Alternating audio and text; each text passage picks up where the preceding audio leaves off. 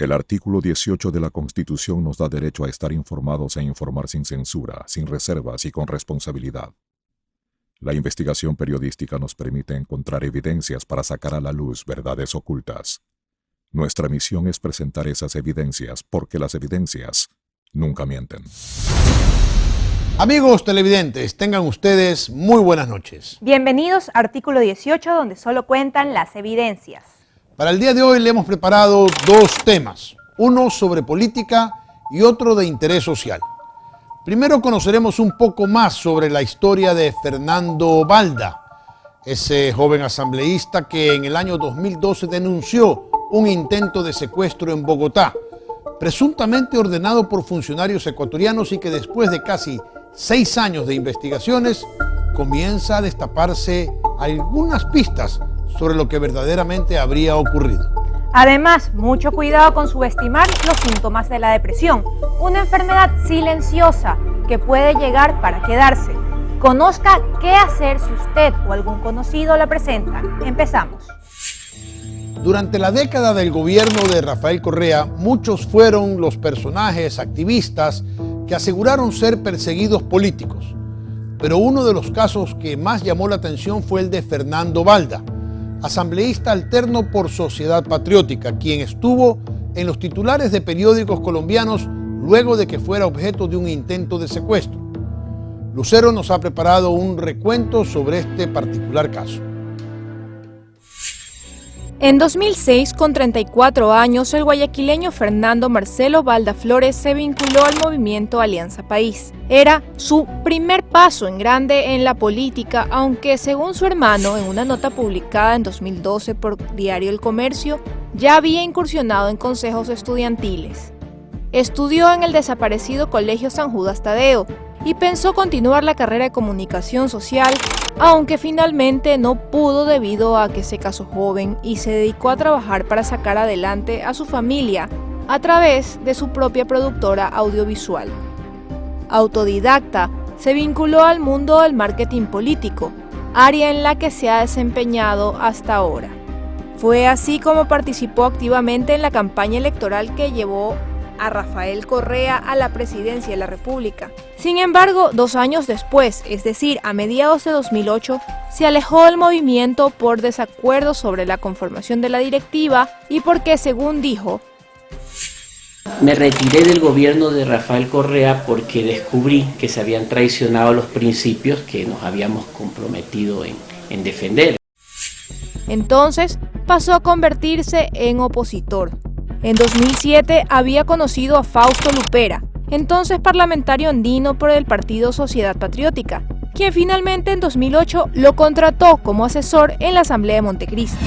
En julio de 2009, tras la muerte del asambleísta por Chimborazo Julio Logroño, el partido principalizó a Gioconda Salto en la curul y Balda, quien ya había participado para esas elecciones como asambleísta, fue designado alterno.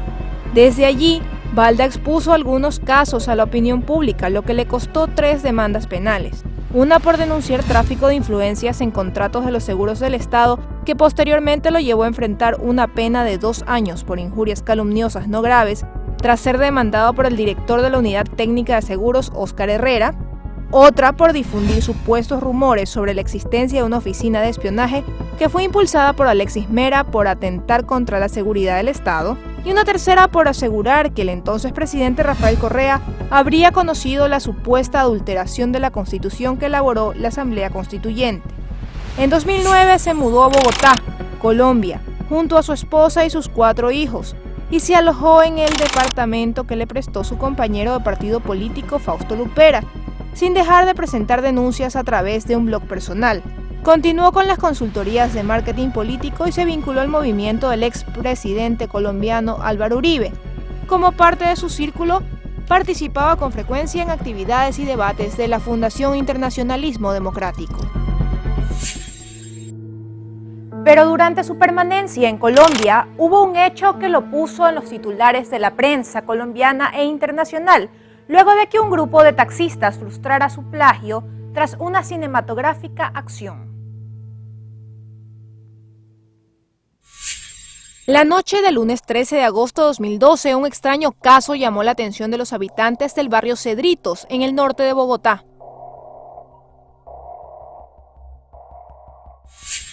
Eran las 10:45 de la noche y poco se sabía acerca de los vehículos que se encontraban dentro de este apartado sector, en la calle 201, abajo de la autopista norte.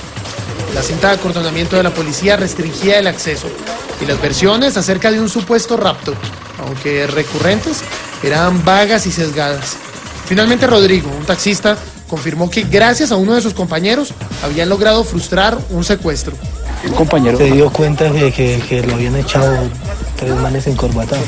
¿En dónde lo habían echado? En la 144 con 19 lo subieron a la camioneta a la fuerza. Yo asistí a una cita, me había convocado un ecuatoriano que estaba de visita en Bogotá, sin saber que esto era una trampa. Cuando salí de esa reunión, llegó una camioneta Toyota Prado 5 puertas, se bajaron 4 individuos, uno quedó en el vehículo, arremetieron contra mí a golpes y me subieron a la fuerza. Gracias a Dios, un taxista que transitaba por la zona vio el secuestro, valientemente se fue detrás del vehículo en el que me llamaban, fue llamando por radio a otros taxistas y por teléfono a la policía. Se activó en ese momento el GAULA, que es la par de la UNACE en el Ecuador, la Unidad Antisecuestro. Se inició un operativo que terminó con mi rescate. Su rescate fue televisado y después de hora y media de persecución a más de 100 kilómetros por hora, las autoridades bloquearon la autopista y los secuestradores abandonaron el vehículo con la víctima dentro. Revista Semana de Colombia, medio que siguió de cerca el caso, dijo en una publicación del 14 de agosto que, aunque el ecuatoriano se salvó de ser secuestrado, no era claro para las autoridades cómo o cuándo ingresó a Colombia. El hecho dio que hablar tanto en el país del norte como en el nuestro. Balda denunció que esa no habría sido la primera ocasión en que intentaron retenerlo a la fuerza y no dudó en señalar al gobierno ecuatoriano, algo que tensó un poco las relaciones diplomáticas.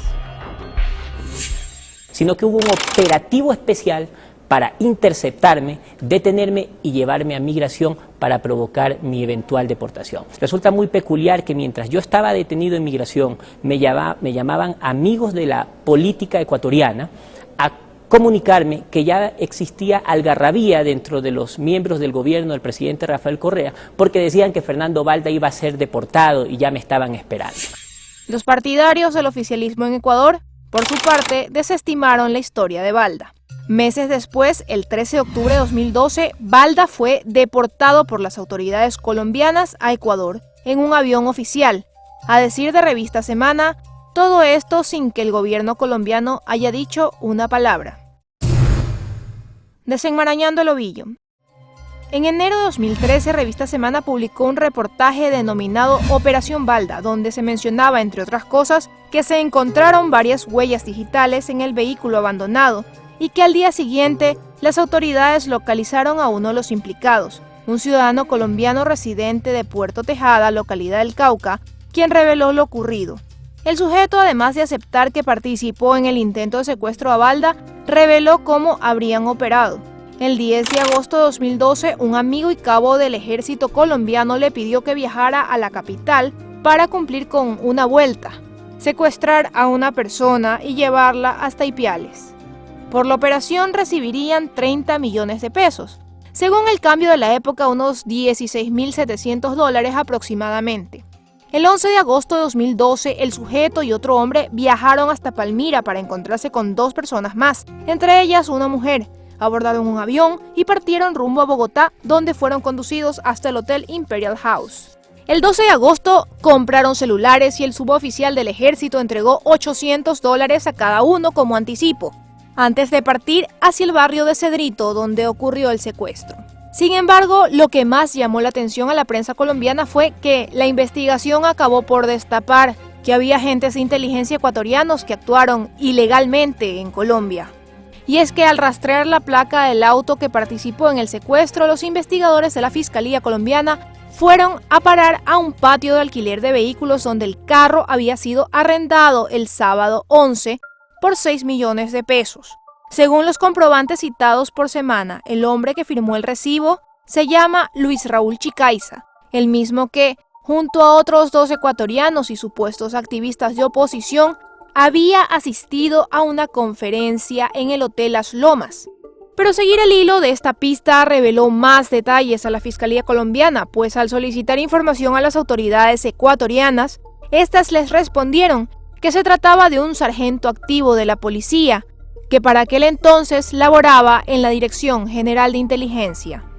Según un reportaje del noticiero colombiano Más Pacífico de Puerto Tejada, en esa localidad capturaron a los 4 colombianos implicados en el hecho, entre ellos el cabo retirado del ejército Luis Moreno Navia y a Yajaira Valencia, empleada de una peluquería de esa población. Cuando menos pensamos fue que llegaron con las órdenes de captura, donde decían que eran secuestradores que venían con un trabajo con lo que es el gobierno ecuatoriano. En este momento existe varias sentencias condenatorias en Colombia, luego de que la Fiscalía de ese país ha logrado determinar que se cometió contra mí el delito de secuestro por parte de 5 individuos colombianos que, según sus declaraciones, las pruebas, videos de los hoteles en donde se realizaron las negociaciones con estas personas, se demuestra que además quienes los contrataron eran 3 agentes de inteligencia de la Policía del Ecuador que en ese momento prestaban servicio en la SENAIN y que son los agentes hoy capturados aquí en Ecuador. No se sabe cuál era realmente la intención que tenían ellos al entregarme a un segundo grupo, porque dicen los investigadores del Gaula en Colombia que no tiene ninguna lógica pensar que lo que ellos querían era traerme a Ecuador, porque ¿qué iban a hacer? Iban a traerme a Ecuador y decir, aquí está, lo venimos secuestrando. Eso no tiene ninguna lógica. Se presume que lo que quisieron hacer conmigo era una desaparición forzada, es decir, un asesinato y luego desaparecer el cadáver. Llamó la atención que luego de que Balda saliera de la cárcel el 28 de agosto de 2014, tras cumplir 2 años por injuria calumniosa no grave, lo esperara un grupo de la policía para detenerlo nuevamente, esta vez por juicio de alimentos. Sin embargo, el hecho se resolvió luego de que su hija, que en aquella época tenía 22 años, aclarara que había renunciado a ese derecho. La verdad es un dinero que a mí no me hace bien, ni a mí, ni a mi familia, ni a nadie. Desde entonces pasaron 4 años, hasta que la denuncia por presunto secuestro volviera a tomar protagonismo. En enero de 2018, la Fiscalía de nuestro país llamó a Balda para que realice el reconocimiento de la firma y rúbrica sobre la denuncia que interpuso. El caso, después de pasar desapercibido por casi 6 años, volvía a tener movimiento. Al fin parece que hay nuevos funcionarios o que los funcionarios de la Fiscalía han perdido el temor y han decidido reabrir el caso. Hoy me han llamado a hacer un reconocimiento de firma y rúbrica. Se quiere verificar exclusivamente aquí es quiénes estuvieron involucrados, si es que tuvimos o no tuvimos funcionarios del gobierno involucrados, evidentemente el anterior régimen, y hoy día sería dar el primer paso. La Fiscalía colombiana había logrado que una jueza de Bogotá emitiera 3 órdenes de captura contra los presuntos determinadores del secuestro. Así lo dio a conocer a través de un comunicado. Las órdenes judiciales recaen sobre Jessica Falcón Querido, Jorge Armando Espinosa Méndez y Raúl Chicaiza Fuentes, integrantes de la Policía de Ecuador. El material probatorio recopilado por fiscales colombianos indicaría que estas personas habrían ordenado la retención del político y supuestamente contactaron a un grupo criminal en Colombia para que se encargara del acto delincuencial. Ya en marzo, 3 implicados en el presunto secuestro fueron detenidos. Según precisó Diario El Telégrafo, el juez Roberto Cueva dictó la prisión preventiva en contra de 3 agentes policiales presuntamente involucrados. La última de estas 3 capturas se hizo el lunes 19 de marzo. Luego de ser trasladados a la unidad de flagrancia de Pichincha para receptar sus versiones, se realizó la audiencia y la fiscal Jimena Mena formuló cargos a los investigados por supuesto delito de asociación ilícita y secuestro.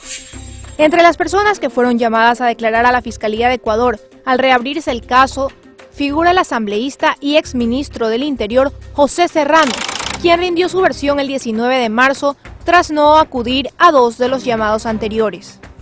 Esta indagación previa de una denuncia que ha presentado el ciudadano señor Fernando Balda he dado mi versión de los hechos. Esta investigación obviamente está en nivel de reservada, y por otra parte también debo señalar que sobre estos hechos lo que conozco específicamente es que el señor Fernando Balda fue deportado luego de un trámite judicial, luego de un trámite administrativo que llevó adelante el gobierno colombiano. Incluso fue el propio gobierno colombiano el que facilitó un avión para que el señor Balda sea trasladado al Ecuador. Y obviamente ya el tema de la investigación pues lo continuará la señora fiscal. Esta es la versión de un ex asesor de él que testifica que fue José Serrano el que comandó parte de los operativos en mi contra en Colombia, y que a su vez este habría recibido órdenes directas del expresidente Rafael Correa. Fui asesor y consultor en varias carteras de Estado entre el año 2009 y 2011. Fue el exministro José Serrano Salgado, el mayor Romy Vallejo, los servicios de inteligencia, con la disposición del expresidente de la República, economista Rafael Correa Delgado, quienes ordenaron absolutamente todo. Contrataron personas para realizar seguimientos, obtuvieron de manera clandestina fotografías, videos, correos electrónicos, utilizaron dinero de todos los contribuyentes para viajar a Colombia a coordinar este ilícito. Todo esto yo lo puedo aseverar porque estuve presente el momento en que el exministro Serrano le entregó el informe al expresidente Rafael Correa, el día jueves 28 de abril del año 2011 en el Palacio de Cristal, en un evento organizado por el Ministerio de Justicia sobre Democracia y Desarrollo. Al momento, el caso continúa en investigación. Artículo 18 solicitó la versión del entonces ministro del Interior, José Serrano. Sin embargo, hasta el cierre de este programa no recibimos respuesta. También enviamos correos electrónicos a los abogados de los implicados en el intento de secuestro de Fernando Balda, pero no obtuvimos respuesta alguna. Y esta ha sido la historia de Fernando Balda. ¿Qué tendremos cuando regresemos del corte? Al volver, ¿sabía usted que las mujeres son más propensas a la depresión, pero que en cambio son los hombres los que más se suicidan durante un cuadro depresivo? Este y otros detalles sobre esta terrible enfermedad cuando regresemos.